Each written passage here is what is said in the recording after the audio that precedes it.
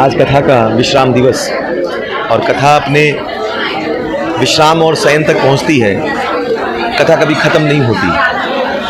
ख़त्म जो हो सकते हैं हम और आप हो सकते हैं, और हरि अनंत, हरि कथा अनंता। महानगर के रुक्मणी पारसमणि अपार्टमेंट में रस सिंधु गौरदास जी महाराज वृंदावन का नवधा भक्ति पर गुरुवार से प्रवचन शुरू हुआ और रविवार आखिरी दिन तक चला। राधा रमन परिवार की ओर से यह आयोजन किया गया था। रविवार को गौरदास जी ने भक्ति की महिमा पर प्रकाश डाला। उन्होंने कहा कि हरि अनंत, हरि कथा अनंता होते हुए भी राम और कृष्ण का एक स्वरूप था। उन्होंने इस संदर्भ में राधा के प्रेम की भी चर्चा की। 4 दिन के प्रवचन में गौरदास जी ने नवधा भक्ति के सभी 9 रूपों का बखान कर श्रोताओं को मंत्र मुग्ध कर दिया। श्री राम सबरी की नवधा भक्ति का वर्णन करते हुए उन्होंने कहा कि श्री राम सबरी और नवधा भक्ति में प्रथम भक्ति है संत सत्संग। श्रेष्ठ जनों के जिस सत्संग से जड़ता मूढ़ मान्यताएं टूटती है, वह सत्संग सर्वोच्च कोटि का होता है।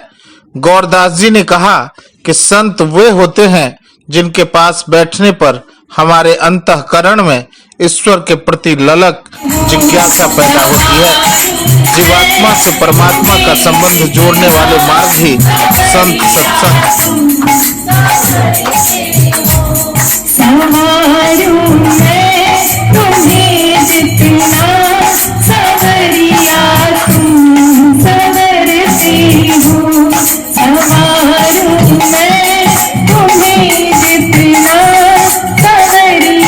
दूसरी भक्ति यानी दूसरी रति है मम कथा प्रसंगा।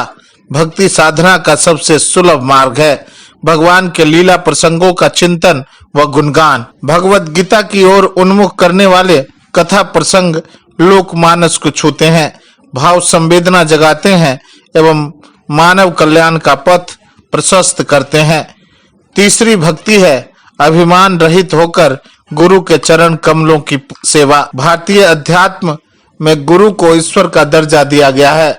गुरु के प्रति सर्वस्व समर्पण जब तक नहीं होगा, भक्ति नहीं सधेगी। श्री गौरदास जी महाराज ने कहा कि गुरु की चेतना का शिष्य में अवतरण तभी हो पाता है जब शिष्य की चेतना भी शिखर पर हो। श्रीमद् भागवत में बाल यति सुखदेव जी कहते हैं, कलियुग में भगवान के संकीर्तन से व्यक्ति परम गति को प्राप्त हो सकता है।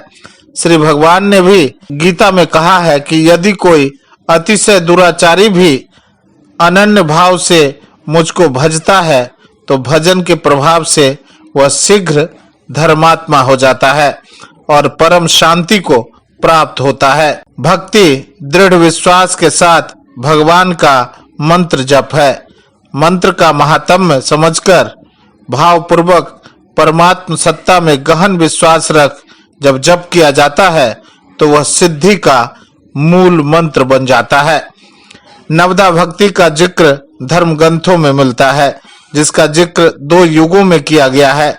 सतयुग में प्रहलाद ने पिता हिरण्यकश्यप से कहा था। इसके बाद त्रेता युग में भगवान श्री राम ने मां सबरी से नवधा भक्त के बारे में कहा था। रामायण के रामचरितमानस के अरण्य कांड में नवधा भक्ति का वर्णन मिलता है। जब मां सबरी श्री राम से कहती है, मैं नीच अधम मंद बुद्धि हूँ, तो मैं किस प्रकार से आपकी स्तुति करूं। भगवान श्री राम सबरी द्वारा श्रद्धा पूर्वक भेंट किए हुए बेरों को बड़े ही प्रेम से खाते हैं और इसकी भूरी भूरी प्रशंसा करते हैं। इसके बाद भगवान मां सबरी को नवधा भक्ति के बारे में कुछ इस तरह बताते हैं, जिसे तुलसीदास जी ने अपनी चौपाई में लिखा है। नवधा भक्ति कहूँ तो ही पाई, सावधान सुनो धरु मन माही। प्रथम भक्ति संतन कर संगा, दूसरी रति मम कथा प्रसंगा। इसका अर्थ है, मैं तुझसे अपनी नवधा भक्ति कहता हूँ, तो इसे सावधान होकर सुनना और मन में धारण करना।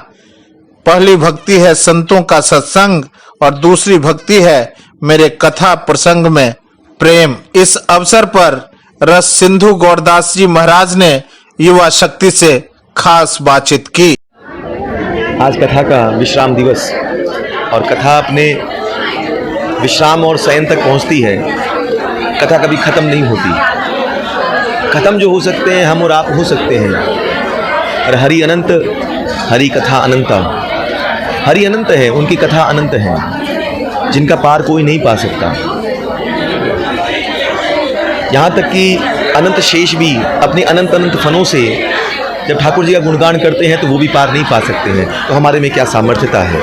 परंतु एक बात है कि कथा की सार्थकता कब है, जब ये स्मरण से होकर के और हमारे जीवन के आचरण में आ जाए।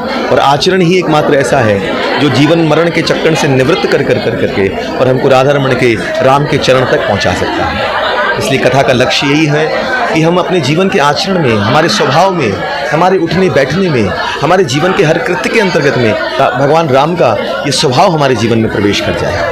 यही कथा की सार्थकता और यही कथा का सर्वश्रेष्ठ उद्देश्य है। तो भगवान राम मर्यादित होकर के और मर्यादा के अंतर्गत रह करके इसी बात का उपदेश दे रहे हैं। माता सबरी के माध्यम से, और किसी को नहीं, हम सब पतित काल कलिकाल में उपस्थित जितने भी जीव हैं सबको यही उपदेश देते हैं कि नवदा भक्ति के माध्यम से किस प्रकार अपने जीवन को श्रेष्ठ नहीं, सर्वश्रेष्ठ नहीं, बल्कि परम गति तक हम पहुंचा सके, परम गंतव्य तक हम पहुंच सके। जय श्री राधा रमण लाल की जय। युवा शक्ति के लिए अमित कुमार की ये खास रिपोर्ट। अपने इलाके की खबरों को जानने के लिए युवा शक्ति चैनल को सब्सक्राइब करें।